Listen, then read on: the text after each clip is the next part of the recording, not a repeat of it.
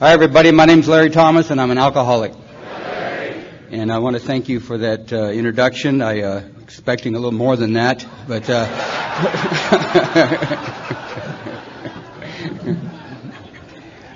I'm glad to be with you guys this morning, and it's been a great conference up till now, and I'm here to lower the bar so Chris won't have any trouble at all this morning. You know, I'm a loser. I'm a hostile loser, and I want to hurry up and get this done so I can have some me time. You know,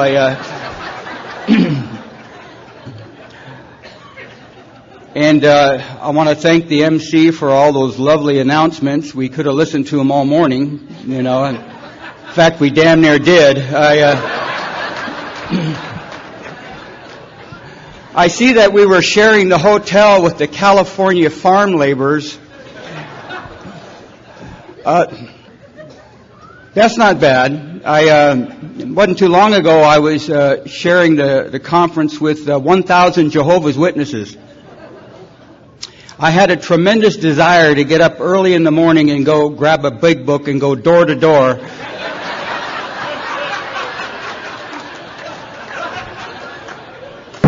You know Bill and Bob love you. You know, just don't hold back, you know.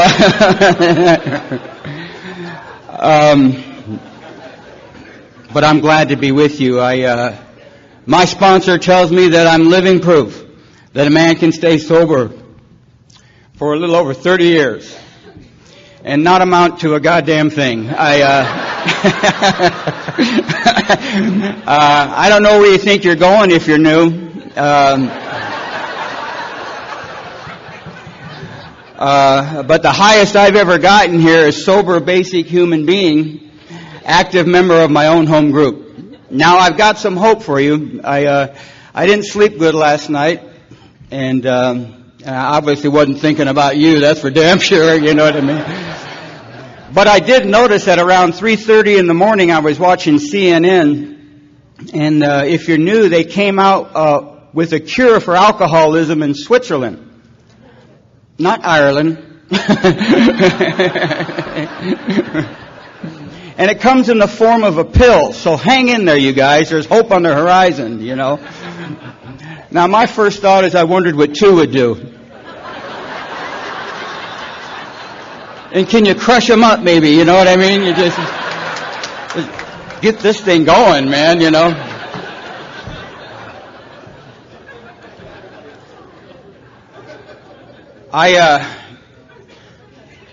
For many years, I thought that this step read, turn your life and your will over to God. And if I could do that, please tell me why was it necessary for the other steps? Why would it be necessary for me to do anything else? Up to this point, Bill Wilson is thinking that you're following him right along. That last paragraph in the 12 and 12 on the first step. Under the lash of alcoholism, we stood ready to do anything to lift this merciless obsession. I can't think of a better term for this disease that we have than merciless. It's as selfish as me. It does not need its permission to kick my ass. Nor does God need my permission to work in my life. But He would certainly like my cooperation. I've never been to cooperate with anything. I have no reason whatsoever that I can think of what makes me so selfish. I wasn't brought up that way. I come from some great folks. I was born in Detroit and brought up in a little foster home for a little period of time, and my mom and dad got together, and my mom's a sweet lady. My mom's a little Scandinavian lady, and my mom loved diet pills. My mom was always running around the house every morning, sorting out nuts and bolts in the garage around 3 in the morning, or raking the neighbor's yard around midnight, you know, and every now and then she'd grab the lawnmower and just do the whole block, you know, just take off. And she used to eat that speed and make Afghans. And Everything in the house had fresh Afghans on it. The chairs had Afghans, the couches had Afghans. My dad's golf clubs had little poodle heads, and no matter what time you got up, she was up doing shit, cleaning with your toothbrush, and just a busy lady, And the house was small, and she had a little private room, and you can just hear her all night, just like a little sewing machine, man, And her favorite hobby was to, she had a lot of them, but she would eat that speed, and she used to love to make these huge jigsaw puzzles, right? These 30 million piece jigsaw puzzles of the Mojave Desert. And this would excite her, It's going to be a beige night tonight, honey, and she'd get her moo-moo on and head down to the drugstore and get her new prescription, get her peroxide, and get her 330 million piece puzzle, and she used to buy Raleigh cigarettes because she saved the coupons to buy more yarn. It was a hideous cycle she was caught up in, And she would run home and, start eating that speed and putting together this puzzle. And by golly, if she got a piece that didn't fit, well, she had a big pair of toenail clippers. She just snipped that son of a bitch down, wedged that thing in there,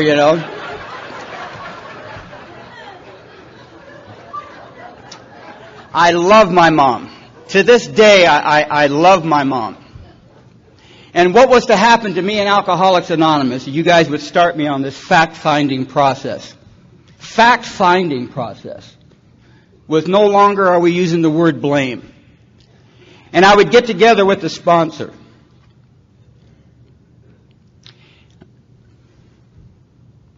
And you would begin to see, without even writing about it yet, you would begin to see how selfish and self-centered you'd been your entire life. Things that had kept you up at night were now coming out. And I remember this sweet lady. I remember her well. I love her today. And I can see at a young age how my selfishness and self-centered would start. You see, I would see what it would do with people who would give me love and attention and affection. A compassionate gesture like that. And what would I do with people like my mom who would give me love and compassion? I would play her like a fiddle. That there would never be a time too inconvenient or an age too old, right? For me not to put the tap on that dear lady. And I never want to forget that. I never want to forget what it's like to be a young man, 18, 19 years old, and put away for a small period of time. And when you come out, you're supposed to show up on Monday, but you don't show up on Monday. No. You show up on Thursday. You don't show up at home. No, you show up at your mom's place of business. You see, she's working in a dry cleaners and she's cleaning people's homes, and you're embarrassed and you're ashamed of her. But you're not too ashamed to show up that morning. You're not too ashamed to show up in a parking lot about 9 o'clock in the morning, and my mom from about here to that wall. And I'm standing in this April rain around 9 o'clock in the morning with my drunken mud on, and that rain's hitting my face. And the only thought that I have is she better have a buck. And I waddle through that rain. Go into that lady's place of business and one more time startle her with my presence. Which would be an ongoing thing in that little lady's life.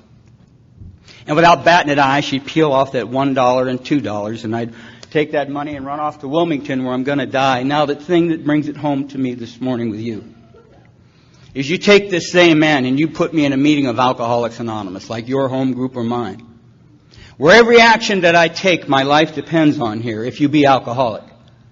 And I need to ask you this, new ones. How come when my life depends on it, with my so-called desperation and willing to go to any length, if you were to put the secretary of a meeting that same distance, how come when my life depends on it, I can't walk that distance and ask a man in a meeting for a job or a commitment in a meeting that's going to save my life, but I can walk that distance and use my mom time and time and time again. And I'm here to share with you, if you're new, that it's been my experience, and that's all I got here. I am no authority. I don't got a bunch of classes and pamphlets on this shit. All I know is this, that if my alcoholism doesn't kill me, my selfishness and my self-centeredness will. Make no mistake about that. Which is why it's necessary, with some goof with over 30 years, to still have a job in every meeting that he has. Not so that I can run off to Vegas and brag about it, but for one reason and one reason only. I will never get so sober that I can't get drunk again. But I can get so drunk that I can't make it back. And I never want to forget what it's like to be in Southern California, peering through every windows and all these Alano clubs and meetings, and wondering if I'll ever be in the middle of this thing called life. Because you were life to me. You are my life this morning. I knew I had glimpsed. I knew that I had wandered in something that I wanted to be part of. And this constant feeling of being different and never being able to feel a part of anything. And if I can get together with a sponsor and this book and you people and find out what that thing is that keeps me from serving you, I will have found a key to life. Because once I began to serve the thing I wanted so much from, I couldn't keep it from bleeding in every area of my life. You see, but I'm selfish and I'm self-centered. I don't know nothing about serving. I'm a something-for-nothing guy. Turning my life and my will over to the care of God is more like, okay, what are you going to do for me now? I'll just sit back, and when you are lazy like me, that was my dad was a happy drunk, man. My dad was a happy singing the blues and Nat King Cole, Bobby Darin drunk. This guy used to drink and sneak into his own damn home. It was an amazing thing, man, you know. Always through my bedroom window, too. He'd have these big refinery boots on. He snuck in there one night. That big old boot came in there, stepped right on my throat. I grabbed that little boot and I said, Dad, I said, why don't you have, Mom make you a key for God's sake, My hell, she's up anyway, I can hear the Hoover going now, for God's sake, And this guy reeked of just character. I mean, he started things and finished them. I don't have that push in me. I got a 5-inch belt of lazy ass that straps around here where, the only thing I'm pushing for is my nap every day. You know what I mean? I wake up thinking about the son of a bitch. Everything works around 2:30 in my life. I don't know how to push through things. I don't know how to hang in. Don't threaten me with a 401k, for God's sakes. I'm out of here, I don't have what it takes to hang. I don't have that in me. And if I can find out that thing that keeps me from serving you, but a something-for-nothing guy, that's what I've been my entire life. Give me that bottle, I'll pay you later. Give me that dope, I'll pay you later.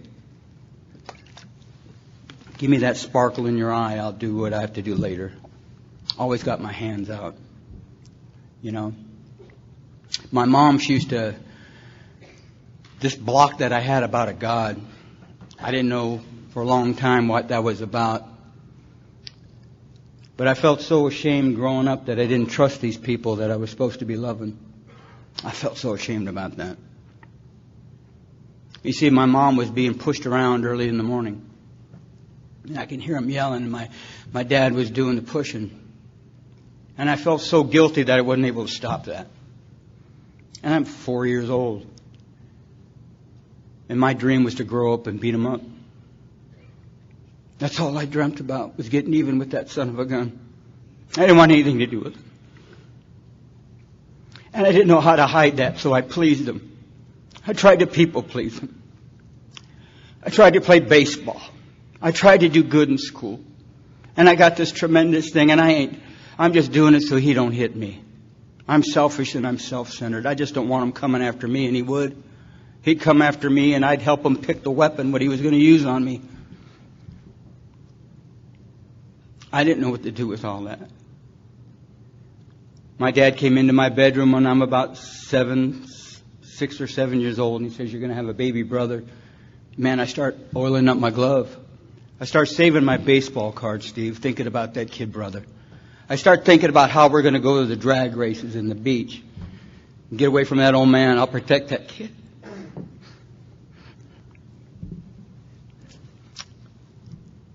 Nine months later, the old man comes in my room. He says, "Your baby brother died." I don't remember having any compassion for my mom or for that terrible incident.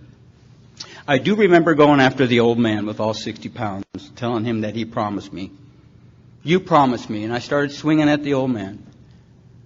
I started blaming him for something he had no power of. Now, more important than what it did to me than this was I had this idea. What type of God would create a baby and kill it? I don't want nothing to do. See, my mom was brought up in a convent. She told me about what they did in those places. My dad was of no religion. He couldn't stand it. He said, they're just a bunch of money-grubbing people. You know? And he wanted nothing to do with it. And what type of God would create a kid and kill it? And I didn't want nothing to do with him. I didn't want nothing to do. And I had so many questions. And I didn't trust my mom, and I didn't trust my dad. And at 11 years old, and I didn't trust this God. I had so many questions. But I knew at 11 years old, it was up for me to figure this stuff out. I've got to muster up something and figure this thing out. And it was up to me. And I grabbed the reins. I started taking control of my life. And the first thing that I did is I made a right turn. No longer was it necessary to make that old man happy anymore. And I remember that turn just as quick as we was when we got off at Las Vegas Boulevard, man. I remember it to this day. That it put to me in this head, you know what, dude? I've had it with you. And at 11 years old, there was 4 of us, and we went in a garage, and we started passing around a bottle of 4 Rose whiskey. And my God, I found the safe place. The alky finally found a safe place. A sense of well-being, if you will. A sense of ease and comfort that came over me, that took away any doubt, any fear, any screwed up, self-centered feeling I had about me. And I stepped into this beautiful window that would be my safe place. And I'll never forget that first drunk for as long as I live, man. I never laughed so hard my entire life. I never threw up so much my entire life. I was throwing up shit I ate when I was 9 months old, for God's sakes, man. You know, just hurling groceries, man, you know. You know. I kissed my first Latin woman, you know. It was my aunt, you know, but hell, I counted it, man. I went after her, you know. And I etched a spot. I etched a safe place, man. I found my spot. And I grew up like you guys, trying to believe the lie that we all were trying to believe and couldn't figure out when we got to AA. That lie that people have been telling us our entire life. And I just couldn't put it together. And you guys know the lie. Because we've been hearing it our entire life. If you stopped drinking, everything would be all right. If you would stop drinking, you wouldn't go through this. Everything would come together. And by golly, if you're in this room, you know darn well that that ain't the truth. In the doctor's opinion, he says, the only answer we have is entire abstinence. Right? This starts a seething cauldron of debate. You bet. Who's debating? The alkies. Abstinence just drives us so damn mad that we can't wait to drink again. See, I'm an alcoholic. The memory of my last drunk doesn't have sufficient force to keep me sober. I'm in the grips of a progressive. It has me. I don't have it. And the memory of my last drunk, no matter how nasty it is, no matter how many pigs I'm rolling around with, no matter how long I'm in that gutter, for some reason it doesn't have sufficient force to keep me sober. And I'm thinking I'm going to learn a lesson, but isn't it amazing that the pain and the memory of my last drunk is pushed aside by the pain that I feel when I'm not drinking? And the only thing that not drinking has ever squeezed out of me is this idea that drove me to the gates of insanity and death. This time it'll be different. I've got to find a way to keep this stuff in my life if it's the last thing that I do. I never thought about getting rid of it. I thought about what I can add to it. What can I do to make, maybe it's some Reds and some whiskey. Maybe it's some 151 and some heroin. There's got to be but the idea of leaving it alone never entered my mind because I know what I'm like when I'm not drinking. And the older I got, the more afraid I got. My life is run on fear. To this day, I get scared I just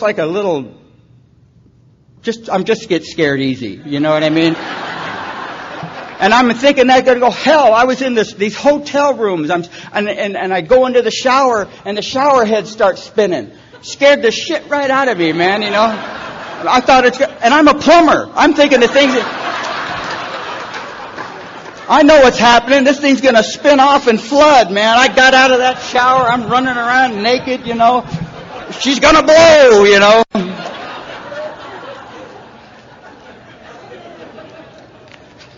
Hell, I'm run by self-will today, man. That first letter in the third step in the 12, it says practicing. Practicing. And I mean practicing. Man. And when I get afraid, I don't feel like asking help. I got to figure this stuff out, my first instinct. My poor little wife, man, not too long ago, she told me she's having a hot flash. I don't know what a hot flash is, and I don't want to ask. You know what I mean? I don't know what a hot flash is. She's laying in bed, and she calls me up at work. I'm having a hot flash. I'm thinking it's a horny flash. She's Mexican, she's Latin, it's a hot flash. She's getting the hornies, And I'm thinking, what the hell is she doing at work getting a hot flash? She's got the hunk at home. You know what I mean? And she told me the other night, and I figured, okay, she's having the horny flashes. I says, that's why they make Viagra and stuff. Is so when they have the horny flash, you're there and you're ready. You know what I mean? And not too long ago, this poor thing, she don't know what's going on with me, you know what I mean? And she says, she's laying in bed, we're home from our Monday night meeting, she says, oh, God, I'm having a hot flash. Really? Got the candles out, ran into the shower, shaved everything, you know what I mean? Just electrically, Got the candles out, was all ready, lathered up and shit like that. I come out of there and she's asleep. She's knocked out. And I already took the thing. I'm laying in bed and the pup tent's up. And I'm going, oh shit, what am I doing, man? I'm getting up, wandering around, bumping that thing into everything. It felt like a stubbed toe, you know what I mean? That following morning, I get a lady calls me from the group. She says, my husband's drunk and he's fallen out of bed. I says, I've got the perfect idea, man. Give him one of those, it's like a kickstand. He ain't gonna, boom, boom, you know what I mean? I've got to figure this stuff out, But that's how I operate, man. I got to figure this stuff out because I'm a nothing. I'm a nothing inside. I have no answers. I have no answers for anything. I know I'm inadequate. I know I'm a piece of crap. People tell you it long enough, you believe it. And I knew, I was convinced I would never amount to anything, man. And the older I got, the more I leaned on that stuff, man. And by the time I'm in high school, I'm a freshman in high school, and people are hooking up with people, and I start dating this little Mexican girl, and she had some brothers, and they like lowered cars, and I love lowered cars. I love cars today. And we had our 62 Chevys drop right to the ground, man. Had my hair up real big like a Bakersfield tumbleweed, We'd drive around and listen to the Four Tops and the Temptations and Marvin Gaye, and God, I loved it, man. I was in my plumbing truck the other day, and the Four Tops came on. I had to start sinking in my damn truck, man, Had my white T-shirt and black khaki pants that came up to here. The girls were telling me that men who are well endowed had big feet. I had a pair of 15-inch shoes I was wearing. Had my big hair, my big feet, and I felt proud. Somebody tripped over my foot this morning, and I felt proud. Let me move that thing. It's going to be a while, I loved it, man. That little puke finally became somebody, man. And I'd bounce around with these guys all my life. And by the time I got into 69, everybody was going places, and I thought, I would grab my buddies and we would bounce off to Detroit and find my roots. And we landed in Phoenix. And bounced off to Phoenix, man, over there at North Central and Roosevelt at the Apache Hotel. Everybody's got 5 floors, and everybody's got a TV. It's in the lobby. Everybody's got a bathroom. It's down the hall. It's $30 a month, and I don't have the money. But I'm looking out that window, and I'm drinking, and I'm dying. And I know one of these days you're going to be like that.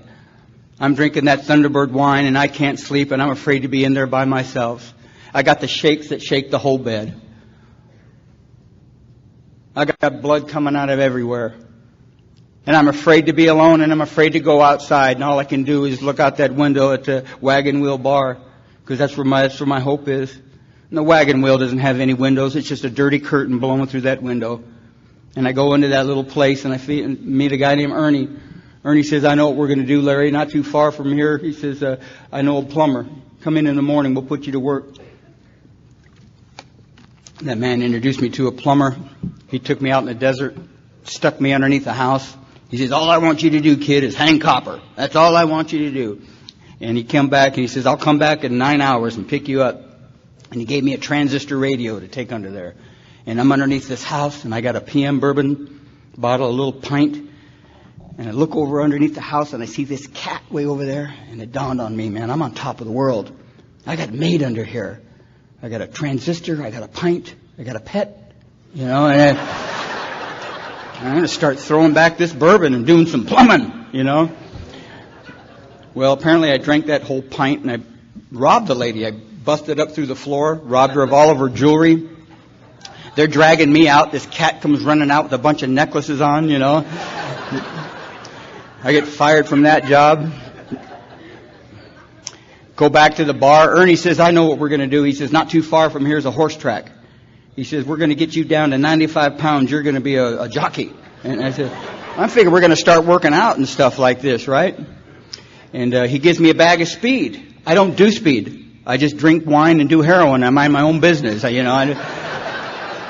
not going to be no Afghan maker. That's for damn sure, No, you just take this and we'll come back in 2 months and go weigh you in, And he was sure it was going to work, and he took off. He comes back 2 weeks later, right? I haven't moved an inch. I don't want to be a jockey, Ernie. I'm going faster than any damn thing I've ever seen in my life. You can put a saddle on me and ride my ass around here, And I'm stuck in this little room, and all I'm doing is chasing a fly around my room and looking out the little window every 10 seconds. What's that? What's that? What's that? What's that?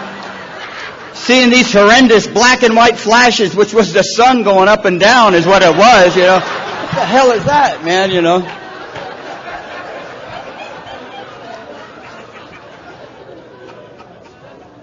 Not too long after that, I started working for this other plumber, and the guy was I guess I worked for him about 2 hours, and wore me out. And the guy was younger than me, and I said, I ain't working for no kid. I've got my pride. And so I did what any honorable man would do. I faked a knee injury. Went down to the county hospital, and they gave me a prescription for Percodan. And the doctor left the room and he left me with a box of prescription pads that he wanted me to have. So running down North Central with my box of prescription pads, ducked into the old Wagon Wheel Bar. Ernie looks at these things. He makes a call to some guy in Arizona and Tucson, and we start writing prescriptions and selling them. Start writing prescriptions for Seconal and Tuinal and all that stuff. And after about 9 months, they caught up with me. And when you're loaded on barbiturates and whiskey and wine, there's no freeway chase, There he goes down to 10. Look at that son of a bitch go. Nothing. It didn't happen like that. They got me. I was going 9 miles an hour. The cop was just walking by.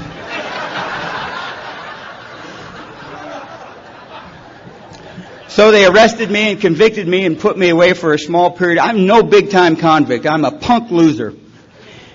And they put me in this place for a short period of time. And in 1974, I took a Continental Trailways to California and went to the LA City Hall and registered with the probation department. They put me on antabuse. In 1974, I'm on antabuse, and for the first time in my life since I'm 13, I don't have a thing in my system.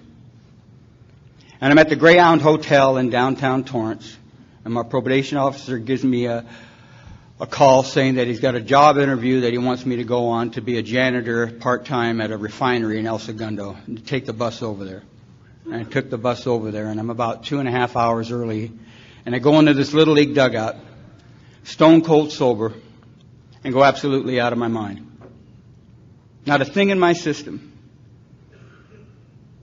Become hysterical, somewhat maniacal. My paranoia gets so intense that the hallucinations start coming and they stick.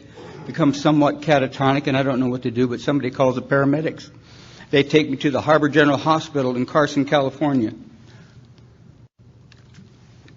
They look at my jacket and they seem to see the thing that maybe some of the incidences have been going on with me, and maybe I need to go to a state hospital and be observed for 30 or 60 days. So they sent me out to this little hospital out there by Oxnard, and a year later they let me out, totally observed. We couldn't find anything in there, and they gave me some medication to take away these certain things. And one thing you can't medicate away in an alcoholic is this idea that this time it's going to be different.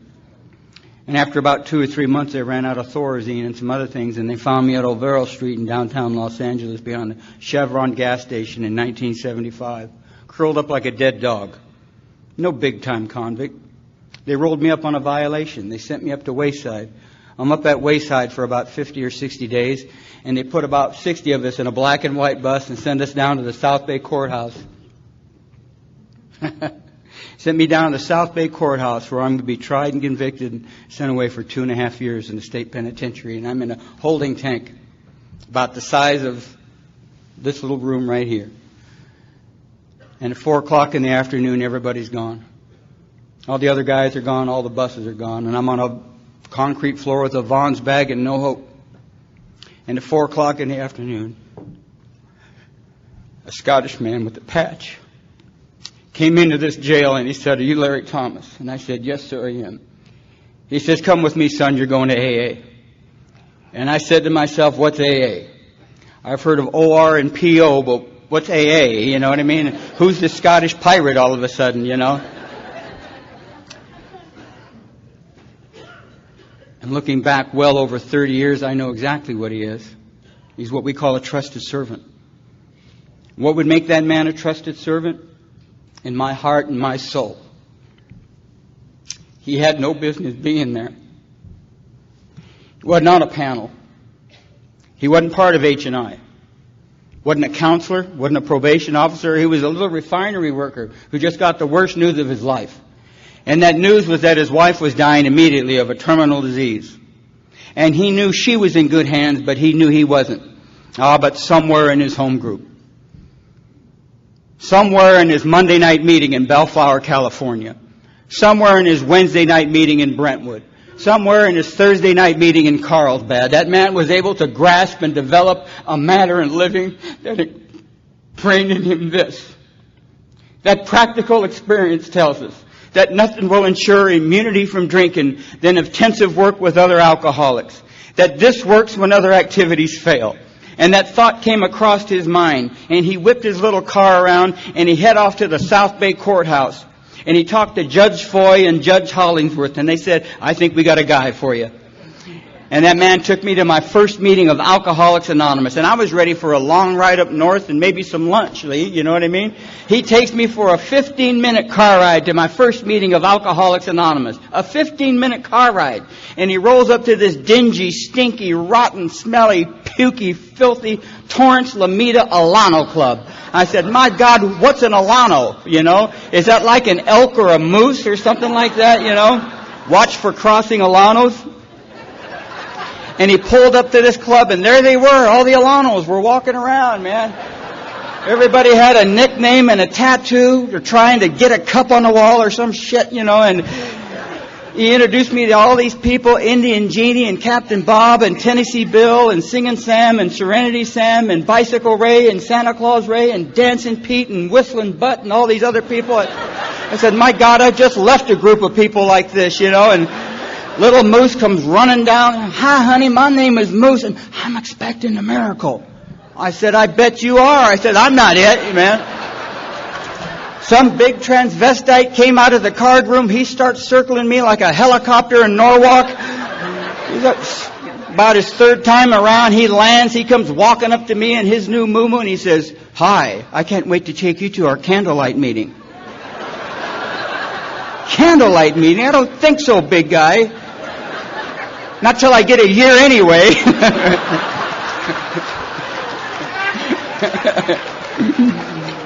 I told Alex, I said, "God damn, that guy's got big feet."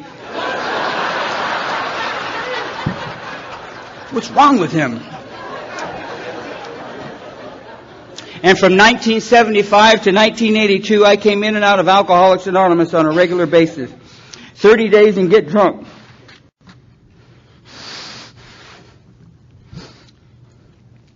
60 days and get drunk. 90 days and get drunk. And the longest I could stay sober was 6 months because I was on heroin. Took the edge off. And the biggest lie that I was telling myself was that I was coming in and out of AA. I hadn't touched you folks. I did what I've been doing my entire life. My entire life, from the time I was 13 to the time I was 30, I was sitting in rooms from the state or the county, sitting in rooms waiting for you to do something for me. I've had my hand out my entire life waiting for county checks and blocks of cheese and bus passes. And that's what I did here. Nothing changed. I sat in these rooms waiting for something to happen to me. I've had my hand out my entire life. And I come to Alcoholics Anonymous with the same attitude. What are you going to do for me? And what I was waiting to be done to me, God was waiting to do through me. There is a miracle here. There is a miracle here. And it's nothing that I can bring about myself. But it is something that I must do something about. And my whole attitude about turning my life and my will over to the care of God is I got to figure this stuff out. I'll just get physically sober and get my life together. I was so afraid to turn my life and I had no conception. That book talks about turn your life and your will to the care of God. I don't know nothing about care. I wouldn't know care. I've been into me, caring for me. I didn't know nothing about trust. And I came in and out of these rooms. Never once getting a part of this thing. Only thinking that if I would get physically sober, everything would be all right. And every time I called you, somebody would come and get me. Somebody would call and get me. And on May 2nd, 1982, I'm in downtown Wilmington. I'm at the Beacon Light Mission. I look at myself on this Woolworth window and I see the thing, and the thing's 120 pounds and he's yellow. I look at myself and oh my God, whatever happened to my dreams? I never had any dreams. The only dreams that I had was maybe this time it'll be different. And I did what I always did like that. I panhandled some money and I called Alcoholics Anonymous, and who do I get? I get this guy named Don Adamson, this bald-headed carpenter. And every time I called, he would come and get me. And I panhandled that money and I said, Don, I'm ready to come back to Alcoholics Anonymous. Will you come and get me? And he told me the most profound thing I've ever heard in my life. He said, no. He says, you know where we are. You know what we got. Why don't you get your rusty rear down here yourself? I'm tired of chasing after you. And he hung up. And I said, my God, whatever happened to that AA love? I just heard it. I had just heard it. And for the first time in my life, it was up to me to come to you. And I went around that corner that day, and I started crying because everything in me wanted to stay sober. Everything in me wanted to stay sober. And I came to believe that morning. And I didn't come to believe in God. I didn't come to believe in you. I didn't come to believe in the big book or my sponsor. No, something happened to me that morning. I came to believe in the hopelessness and the futility of my life at that moment. And it didn't come to me in those words. It came into me, it'll never change. You will always be like this because you are powerless not to. I am like a tail on a kite. It's just a matter of the wind hitting me. No matter how bad I want not to drink, I'm going to get drunk again. That was my biggest fear when I got sober. I had this fear that I was going to get drunk again. And as I stand before you this morning in Las Vegas, I don't have that fear. I know I will. I know I will. We were talking about Bill Wilson all morning, and at that morning, I took the longest walk of my life. I walked that 10 miles with my poopy pants and no hope. And I waddled into an Alano club that didn't want me there. And I asked for Don. I said, is Don here? And they said, he's in the back of the coffee room. And I asked that man something I never asked a man in Alcoholics Anonymous. I said, Don, I don't know what to do with my life. Would you be my sponsor? That was my third step. I had no conception of a God. But I had a man in Alcoholics Anonymous. I had a human being I had somebody right there. And I trusted that man, and I turned my life and my will over to the care of this bald-headed carpenter. Because I'll do whatever he says not to wind up like that again. I was so afraid I was going to drink. He took me over to this club and he told me to wait there. And he says, and at that Thursday night meeting I stood up and I said, my name is Larry Thomas, I'm an alcoholic. And after the meeting I thought Don was going to take me back to the mission. And he says, you're coming home with me, kid. Really? He said, yep, you're going to stay at my house. All right, man. I start smelling the waffles already, And he brought me over to his place and he stuck me in this abandoned camper he had. It was up on blocks. He says, you climb into that camper there and you stay there. And if you leave that camper tonight, I'm going to have you arrested. And I'm thinking, my God, take me back to the mission, for God's sakes, you know what I mean? And he slammed the door and he took off. And then he come back in there and he opened up that little door and he says, while you're in there, hot shot, he says, you better find a God. And he slammed the door again. Now, I'm in this little abandoned camper shell, and I'm thinking, well, where are you going to find a God in here? Is he in the glove box, or something like that? And about 4 o'clock in the morning, I was watching the trees breathe, and it dawned on me, you know what?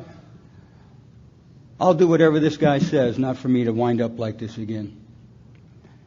This is what I do with 30 years of me running the show. That the best that I can do in 30 years is wind up in this guy's camper and always drunk and hungover. That's what I do. And I said, I'm going to let this guy have me for a year. And I fell in love with him. I fell in love with my sponsor. All weekend long we've been talking about Bill Wilson. Thank God.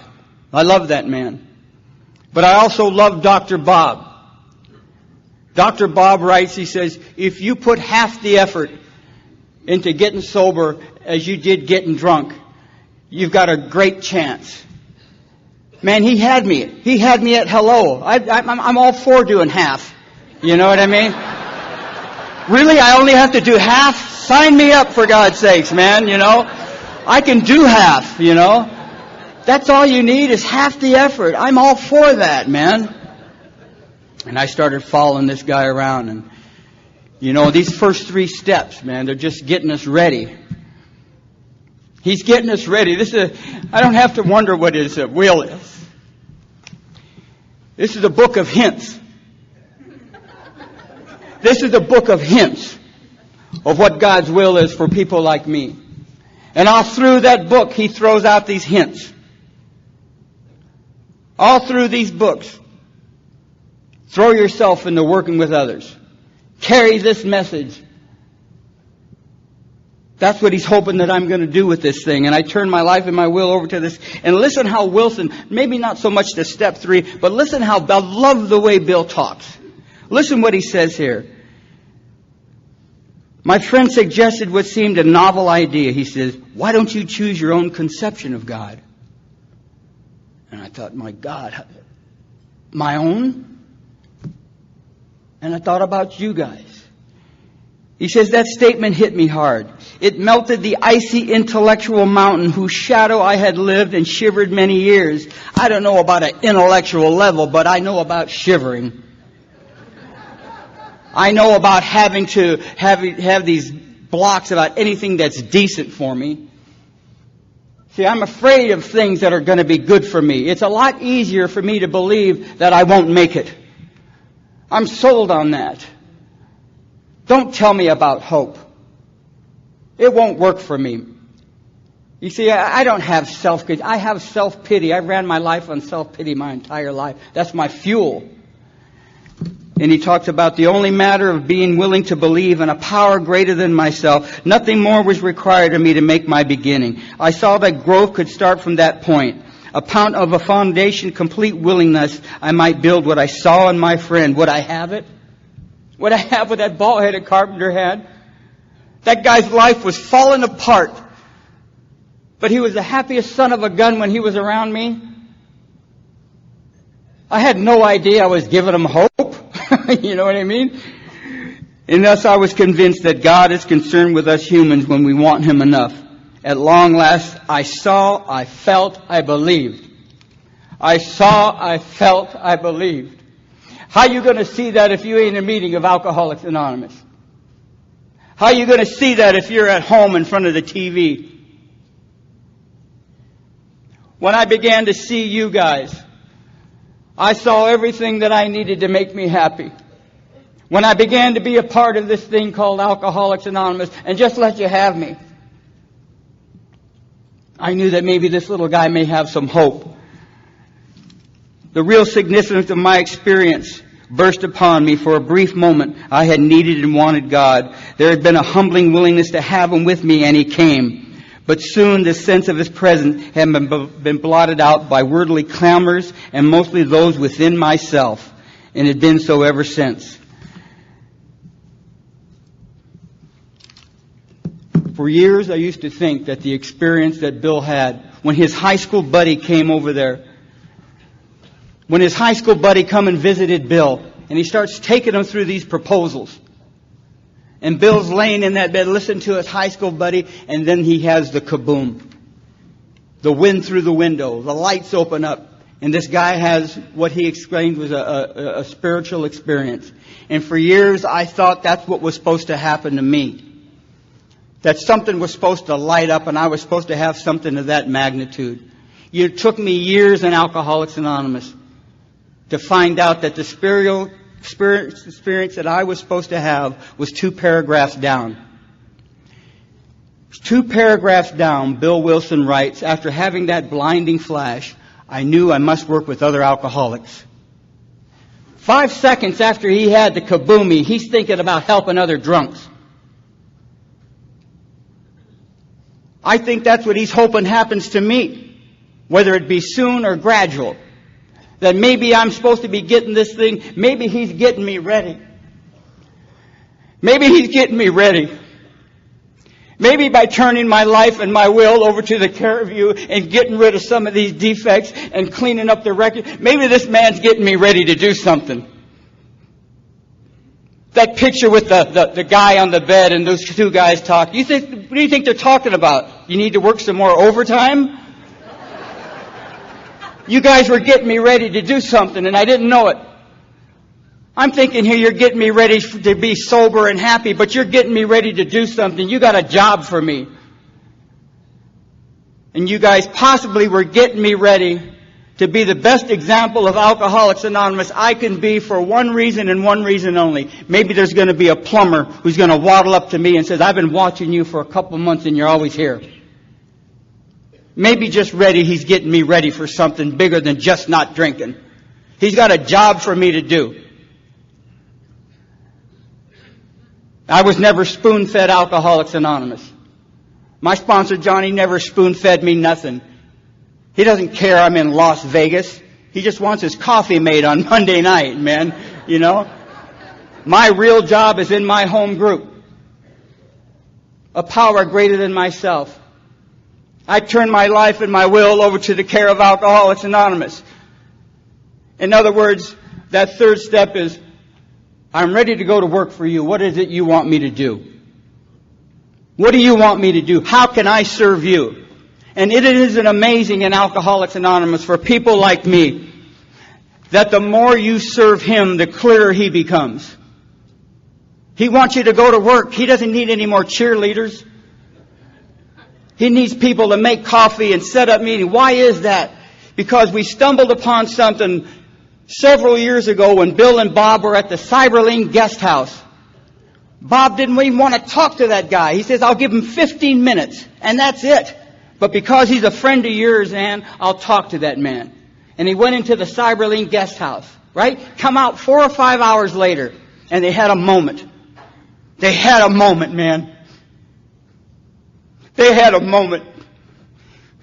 They had a moment like me and Don had a moment. They had a moment like the first time I heard my sponsor. They had a moment like the first time we heard Clancy talk about the disease of perception. We had a moment. And that's why we're gathered in our home groups every Monday and Wednesday and Thursday. So that maybe we can create that atmosphere where we can have that moment again. Oh, the miracle of identification. Oh, thank God for identification. If I didn't identify with you, there would be no trust. But you would tell me your stories, and I trusted you. I trusted that you understood with me. I trusted that you would take me down this path, man, because all I wanted to do was not be that thing anymore. And then I would do whatever you want me to do. And thank God for, and you know what my little saving grace is? My saving grace, my third step is my routine. My sponsor's answer to my third step wasn't go over and pray. You know what my third step was? You gave me a plan of action.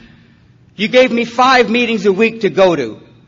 You gave me my Monday and my 12 and 12, and these were my no matter what meeting. You gave me something to do every morning. I got on my knees and I prayed to this God that I didn't know, but I could see your face. And I prayed that I could see you again that night. I just want to be with you. I am so safe when I'm with you that I just pray that my will and my character, this care of God, and I'll do whatever it takes so I can get to my Monday night meeting. So that I can get to my atmosphere. And I get to recreate that atmosphere with my little job. That's why I have that job. That's why the seats are up and the literature's out and the coffee is made. For when that new man comes into that room, he doesn't have to do anything. Everything's done. The only thing that he gets to do is maybe sit and listen to the sweet voice of a loving God that created himself. Where 2 or more are gathered, he'll be there. You told me that. And I couldn't help but see it. I couldn't help but see it unfold to me, and that the thing that I've been looking for my entire life was sitting in front of me on Monday night and Wednesday night and Thursday night. That I was surrounded by these things. I was looking at the evidence of a miracle. I didn't have to find his face anymore. I didn't have to see him lurking behind a cloud or some crap. I was in the middle of the evidence of a power greater than myself, and I could see it. Just like Bill talked about it. He said, I saw it. I saw it. And by God, I was sitting next to it. And I came to believe in you. I knew that you guys just weren't gathering up every Monday to pull one over on me. And when I turn my life, and every day I give myself to my Father God. Every day I give myself to the spirit of Alcoholics Anonymous. That thing that keeps us here. And Bill Wilson, man, he talks about that in his book. I knew I had to work with other alcoholics. That's been my spiritual experience. That's what he was getting me ready to do, was work with other drunks. What a blessed experience Alcoholics Anonymous is, to be youthful for the first time in your life. And I know what it's like to get off that beam. I know what it's like to run your old life. I know what it's like to be 10 years sober and have everything come out your sleeve because you got a resentment. I know what it's like to have that resentment and to have a God and just have faith and leave God out. I know what that's like. I know what it's like to be 10 years sober and going to these meetings and your meetings falling out your sleeve because you're going through a divorce and that lady ain't going to get a penny. And you know how that's going to happen? You stay poor at her. You bet. You don't hold a job. You don't pay child support. You show up to pick up your little daughter on visitation and she hops up in your little arms and she's got holes in her underwear and holes in her socks, and that's your fault. Oh, but you're right. You're right. And your daughter's paying for it. And you can't hold a job and you can't make money and you become to have these obsessions of the mind. And then any money you have, now you're obsessed with massage parlors. And you're spending $600 a month on a massage parlor, scaring your sponsor half to death. He's at the front door in the greeting line, hoping to smell booze, and he's smelling baby powder and oil all over you, you know what I mean?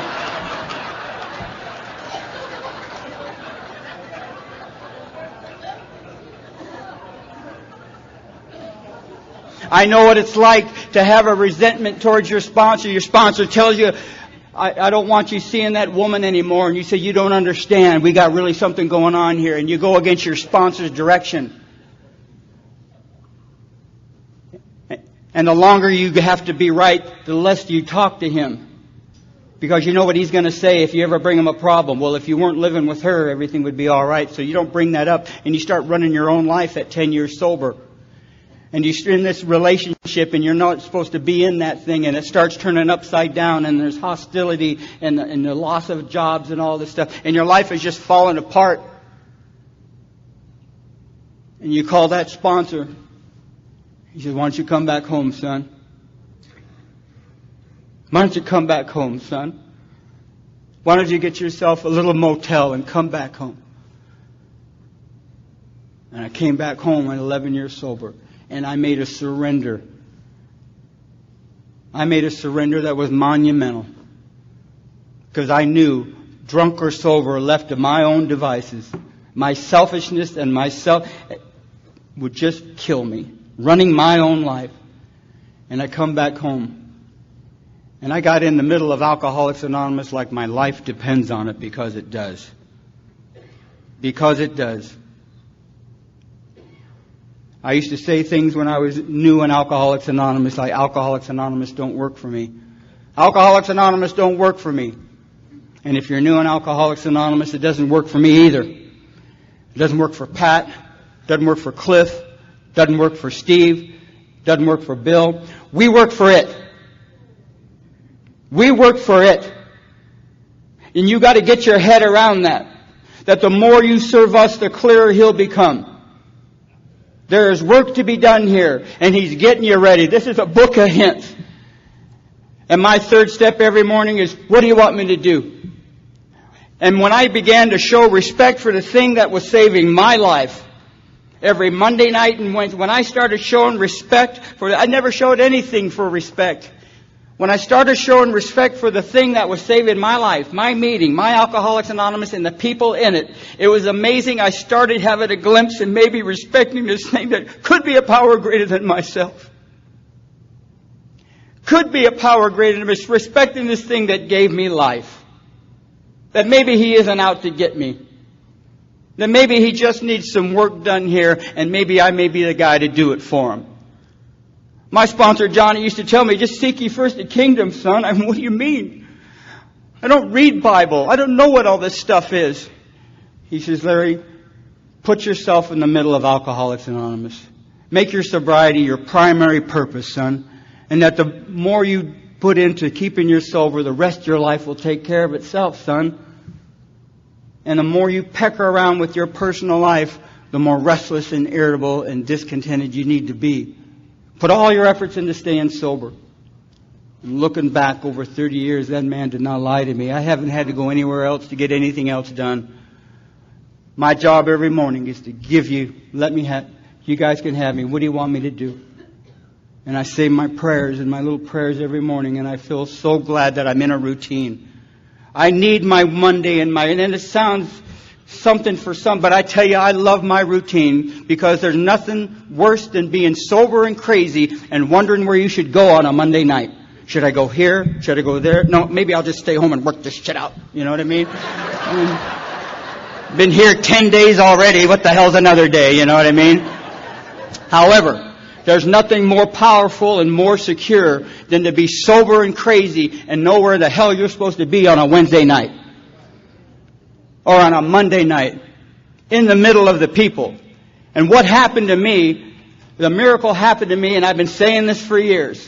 I remember being about 7 years sober, and you guys are getting me under this routine. And I finally got this idea on a Monday morning, I ain't going to my meeting. I ain't going. I've been going to that Monday night meeting. I'm going to finish my plumbing skills, and I'm going to go home and eat pizza and watch a movie. I ain't going. And I took off. I didn't even call my sponsor that morning. I just took off in my plumbing truck, happy as hell that I ain't going. I missed my 7:30 call to my sponsor. He calls me up at noon. He says, "Where are you at, jackass?" I says, "It don't matter. I ain't going." He says, "What are you talking about?" I said, "I ain't going to the Monday night meeting. Jimmy cracked corn and I don't care, man. And I'm happy as shit about it. I ain't going. I'm driving around fixing drains and stuff. I ain't going, man. I ain't going. I ain't going, pal. You know what I mean? I got it. I'm going to have a Monday off, and I don't care what you think, pal. You know what I mean? I'm happy as hell. And I go about my business. I'm popping drains. I'm putting up faucets. 6 o'clock in the evening, I roll into my truck. I go into my house. I start taking a shower, shaving, getting ready, wound up at the Monday night meeting, shaking hands with people. What the hell? You trained my feet. You trained I'm going to a meeting I didn't want to go at. I spent all day not wanting to go, and here I am. You trained my feet, and that spoke volumes to me. That spoke volumes to me. Because how many times at 4 o'clock in the afternoon was it an automatic at Eddie's liquor store? It spoke volumes to me. And I knew that there was something here, man. Oh, how I love my life in Alcoholics Anonymous. Oh, how I love letting you have me. And if you don't think your seat is valuable and nobody's watching, I got a little story for you. This is how I hope Tim from Santa Barbara's here. I hope he's here. Because not too long ago, several years ago, he was working at Central Office. And Timmy gave me a call, and there was this guy coming out of the penitentiary. He wasn't coming out, he was getting transferred. He was getting transferred from Georgia to Lompoc. And he said, Larry, this guy doesn't have any friends, but he's 17 years sober. He says, would you mind writing him when he gets to Lompoc? I said, yeah, I don't mind writing him. And the guy showed up, and he gave me his address, and I started talking to this guy through the mail. Samuel. And I started writing Samuel. And I would write him about my Monday night meeting. I would write him about the third row and the third seat. How I would sit next to my wife and my sponsor. And how you guys would talk. And I would talk about you coming down there. And I would talk about our meeting. And then we started talking about the steps. And I would write him about my first step. And he would write me about his first step. After a while, he wrote me a letter. It's been a year or so. And Samuel writes this letter. He says, Larry, he says, after reading your letter on the 12th step, he says, I'm sitting out in the yard. And I'm watching the guys lift weights and play handball. And he said, for the first time in my life, I have a dream. I've never had a dream in my life. I was afraid to go to sleep because of nightmares. But he says, sitting out in the yard this morning with the sun hitting me, he says, I have a dream. And I need to share you that dream. He says, my dream is this, my friend. My dream is one of these days I'm going to get out of here. And I'm going to take the bus from Lompoc to Los Angeles, and I'm going to get the RTD on a Monday night. And I'm going to take that bus to the Monday night meeting in Bellflower. And I'm going to look for the third row and the third seat. And I'm going to come up there and I'm going to hug you, my friend. And he says, I think about it all the time. I think about it all the time. And he says, it makes the days just click by. And man, I never thought much about that. But I thought, my God, the guy's got a dream. And every now and then, Monday night, I would look underneath the doorway and see if I see Samuel. He was a black guy. And I used to think that when he would write, I would hear Morgan Freeman's voice. You know what I mean?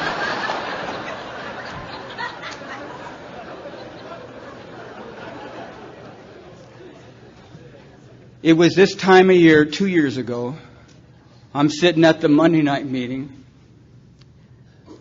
I turn around and this man's standing there, this black man. Are you Larry Thomas? I said, yes, sir. And he says, my name is Samuel. And the guy picked me up. And that scares me when people from prison pick me up. I felt like an hors d'oeuvre.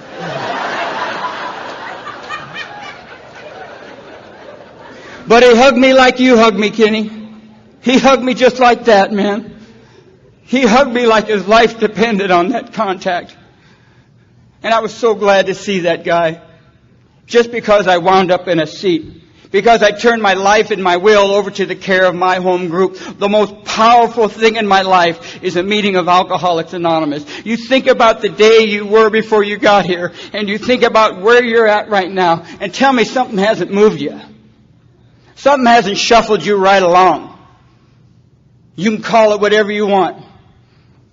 But I call it the sweet experience known to this man.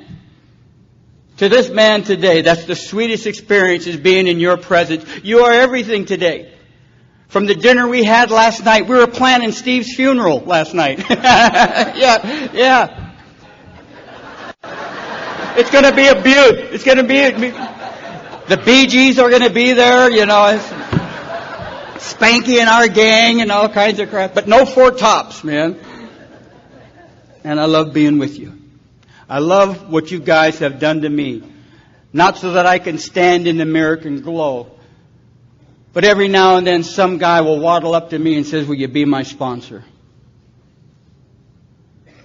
You see, my primary purpose, man, isn't to be a plumber or be somewhat trying to be a husband to this beautiful lady Rosie that I'm married to. But you see, when I started showing respect for the thing that was saving my life and turning my life and my will, consistency, it's a breeder of faith. Consistency in Alcoholics Anonymous breeds faith. How are you going to believe in something if you keep leaving it? This is a memorable weekend for some of the veterans here in Alcoholics Anonymous. People, and not even in AA, but this is a veterans weekend. Men who have fought in the war.